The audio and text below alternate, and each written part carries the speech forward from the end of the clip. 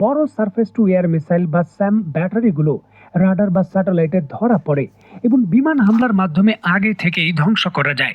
কিন্তু ম্যানপ্যাড একজন সেনা কাঁধে নিয়ে জঙ্গলে, ছাদের ভবনে, বাংকারে লুকিয়ে থাকতে পারে।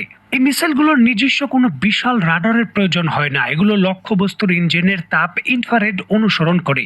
ফলে মিসাইল ছোড়ার আগ মুহূর্ত পর্যন্ত শত্রু বিমান টেরই পায় না তাকে টার্গেট করা হয়েছে। চীনের HQ-9B বা S-300 বা ইরানের বাবার 373 এই সকল রাডারগুলো ভূমি থেকে 60 ফিট উচ্চতা থেকে কাজ করে।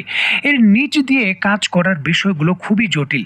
এই জন্য যুক্তরাষ্ট্রের বিভিন্ন ধরনের টামাহক মিসাইল বা যুদ্ধ বিমানগুলো, এমনকি তাদের অ্যাপাচি হেলিকপ্টারগুলো অনেক নিচু দিয়ে উড়ে আসে যাতে বড় রাডারগুলোকে ফাঁকি দেওয়া যায়।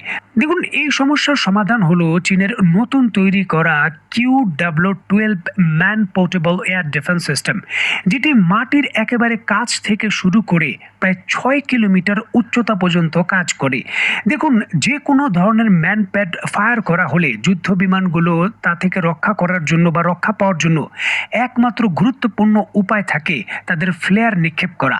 স্ক্রিন নিশ্চয়ই আপনারা দেখতে পাচ্ছেন, তারা ফ্লেয়ার বাইরের দিকে ছড়িয়ে দেয়, যার জন্য মিসাইলের অগ্রভাগে যে ইনফ্রারেড থাকে সেটা এই ফ্লেয়ারগুলোকে ভুলভাবে যুদ্ধ বিমান মনে করে সেখানে গিয়ে হিট করে।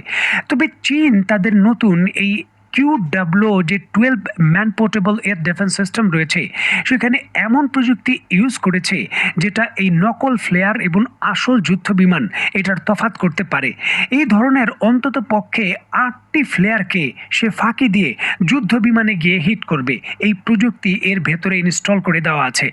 গত টানা 13 দিনের ইরানের উপকূল এবং বিভিন্ন ধরনের আকাশ প্রতিরক্ষা ব্যবস্থায় যুক্তরাষ্ট্রের হামলায় ইরান আকাশ প্রতিরক্ষা ব্যবস্থার একটি সংকটময় পরিস্থিতির মধ্যে বর্তমানে চলছে।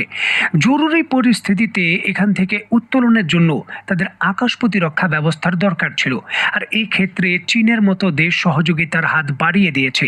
প্রায় 400 এই ধরনের যে সিস্টেম রয়েছে সেটি গোপন কার্গো বিমানে ভর্তি করে যে কোনো মুহূর্তে ইরানে ডেলিভারি দিতে চলেছে, এটি বলছে আন্তর্জাতিক সংবাদ মাধ্যম। ইসরায়েলের সংবাদ মাধ্যম ওয়াইনেট, রয়টার্স থেকে শুরু করে দ্য টাইমস অফ ইরান এবং অন্যান্য বড় সংবাদ মাধ্যম, সকল সংবাদ মাধ্যমেই এখন আলোচনার অন্যতম বড় গুরুত্বপূর্ণ বিষয় হলো এটি। প্রায় $70 মিলিয়ন চুক্তির অধীনে 400 এই ধরনের ইউনিট ইরানকে সরাসরি হস্তান্তর করেছে, নয়তো হস্তান্তর করার একেবারে চূড়ান্ত ধাপে রয়েছে চীন। দেখুন, 400 এই ধরনের ইউনিট সরাসরি ডেলিভারি দেওয়া হবে। তবে এর সাথে সাথে ঠিক কত হাজার বা কি পরিমাণ ইন্টারসেপ্ট দেওয়া হবে সেই বিষয়ে সুনির্দিষ্ট তথ্য নেই। একটি ম্যানপ্যাডের সঙ্গে সম্ভাব্য 10